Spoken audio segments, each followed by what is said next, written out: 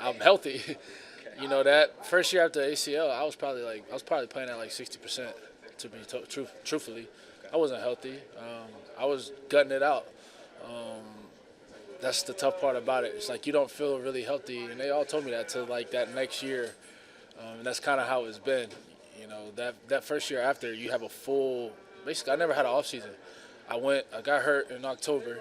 I had surgery, and then I had to rehab pretty much the entire year, all the way up until OTAs. So I never got to settle down.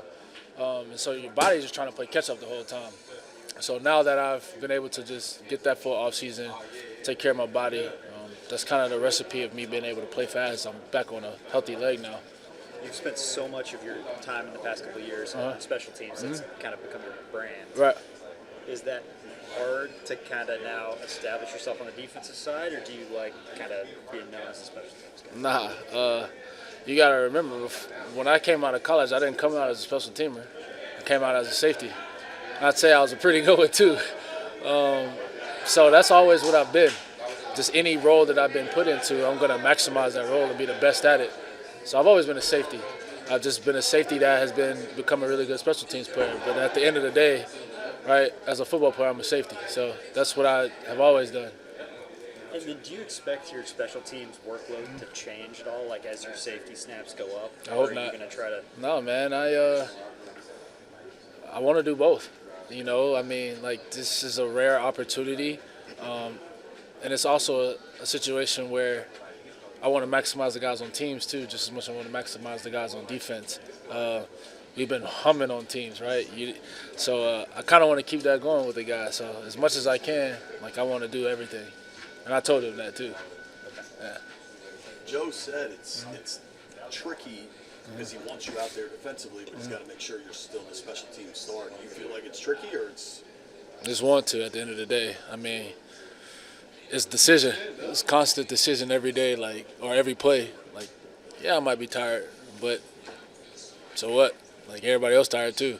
So, no, I don't think it's very tricky. I think it's just me embracing the tough part about it, right? Like, might be a little winded, might be a little tired, but got to go back out there and do it again, right? So that's part of it. Those guys depend on me on teams just as much as the guys on defense will. So for me, there's no sacrifice one or the other, right? I believe in, being there for both. So. Football, but this team seems to embody that. What is it about this squad that allows for that to be the case? I really believe it's just empowering. I think our guys just feel like there's a belief across the locker room, regardless of you're the starter or not. And when you have that type of belief, I think that really just allows guys to go play to their best. On that note, we've been asking guys, how rare is it to be a part of a football team where it doesn't necessarily matter who's under center because the backup has the great skill set as you. To have that level of confidence from your teammates, that's got to mean something special. Oh, no doubt. It's been unbelievable. Even going back to last year, it's a great group to be a part of. And it starts up top. DQ and AP do an unbelievable job of creating this culture. And when you have a group of guys that buy into that, you just, like I said, you feel empowered to just go out there and play your best. Marcus, whether it's been you or Jaden under center, we've seen this offense continuing to gel more and more and grow more and more. How big of a step do you think you guys took in that Raiders game and maybe continue to take even with some injuries this week? Yeah, I think there were some good things. There's also things that we could improve. And I think for all of us, that's exciting. When you have an opportunity to improve and get better and still score 40-some points, that says a lot. And, again, I think our guys are hungry. We have a lot of young guys now that are kind of stepping into these roles.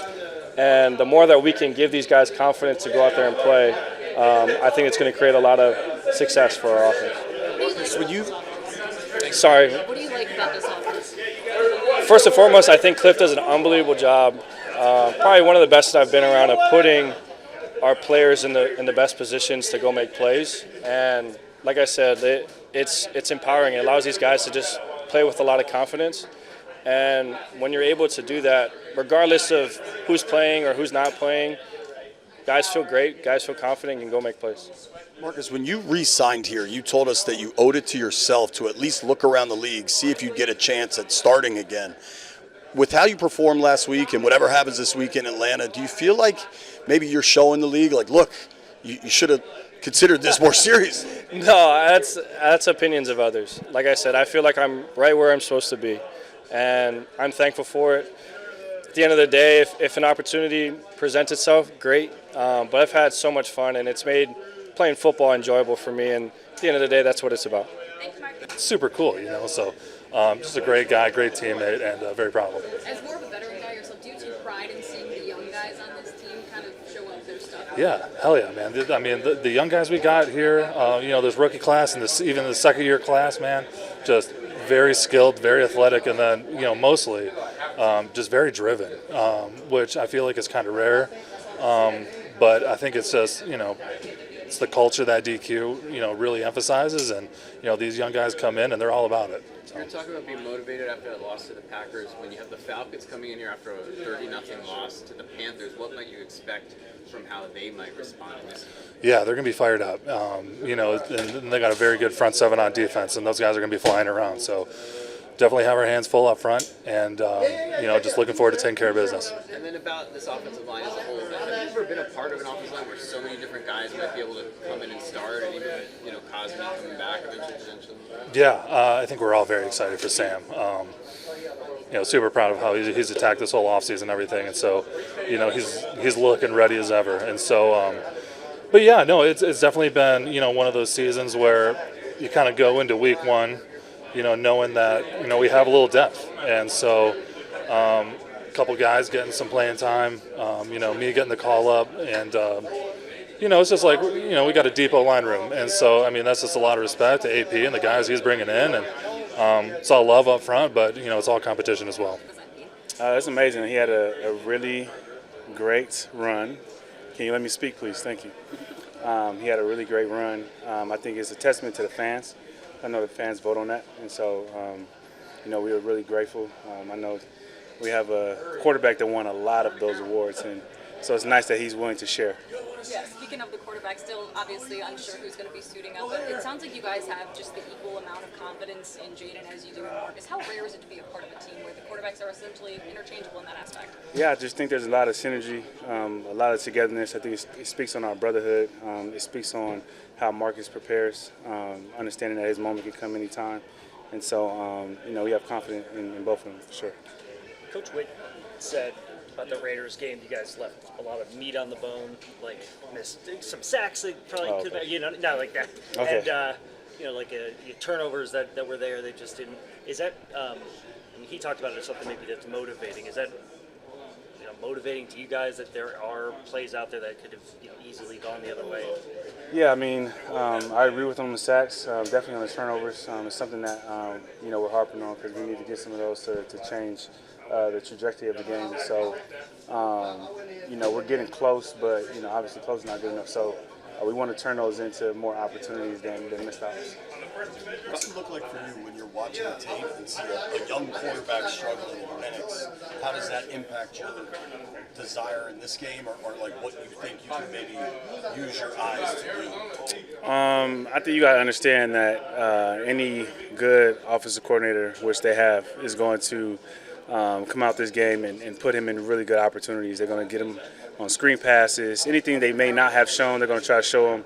Anything to get him into a rhythm early. So I think that's what we got to prepare. I don't think they're going to come in and do the exact same thing that they've done. They're going to put him in positions to get comfortable because he has shown when he is comfortable, he can, throw some really good passes. So our job is really not to let him get comfortable. And so early on, we got to figure out what they're trying to do to get him comfortable, whether it's rhythm throws or, more throws to the running back or whatever the case may be. And we try to do our best to knock him off rhythm. With the Falcons coming off a 30-0 loss to the Panthers, how do you expect that might maybe change how they approach and enter this game? I know they're going to be hungry. I know they're going to be feisty. I know they're going to have their fans behind them as well. And so that's something that we need to make sure that we stop early on. We don't want them to get into a rhythm and get the crowd behind them and things like that. And then you were talking about generating more turnovers. Obviously, we saw the explosiveness of the pass rush with you getting back there a lot this past week. How do you maybe approach the turnovers, and does the success the pass rush had in this last game help with that? Yeah, for sure. I think they work together. I think the better we are getting at the quarterback or making them hurry up is provides opportunities. But also we just got to think about it. We got to be more conscious of it and try to make those plays. And we got Wizards Media Day on Monday, so I was curious if you had any bold preseason NBA predictions for us today. Lakers championship. Okay. Yeah. All right. We'll see. We'll see. Right. I was surprised by that answer. I'm just kidding. Nah, you good. Appreciate it. This year, what does that mean to see a young guy like that perform so well? It's cool. I'm happy for him. Just seeing the work that he's put in, punt returning, and just honestly the way he's came in and just went about his business. When a young guy comes in and works like that, I think just the sky's the limit. So like I said, just the way he handles his business, it's no surprise to me that he was able to win that award. When you watch tape of Penix, it's kind of been he struggled early on here. What does that do for your guys' preparation when you know it's a young guy and they might try to make things easier or show different looks? It doesn't really change much. We do what we do at the end of the day. We prepare how we prepare. It doesn't matter if he was playing his best, playing his worst. It doesn't matter if Kirk was up. We're going to prepare how we prepare, and that's that. Coach Witt, you guys are never going to apologize for a win, but you brought up leaving a little bit of meat on the bone, late touchdown, some missed turnover opportunities, sacks, things like that. Is that motivating to you guys, or encouraging that you can play that well and there's still things you can improve on? Yeah, I'll say it's always good to know that no matter how good or bad you play, there's always room to improve. And I think that's just one thing that we're always focused on is how can we get better, how can we do more, how can we be more disruptive as a defense. And so however that looks, whether it's more turnovers, which we need to start creating, better in our details in certain situations, stuff like that. But yeah, there will always be things to clean up, and it's always better to correct the win than it is correct the loss. So that's one thing that we appreciate. Thank you, Michael.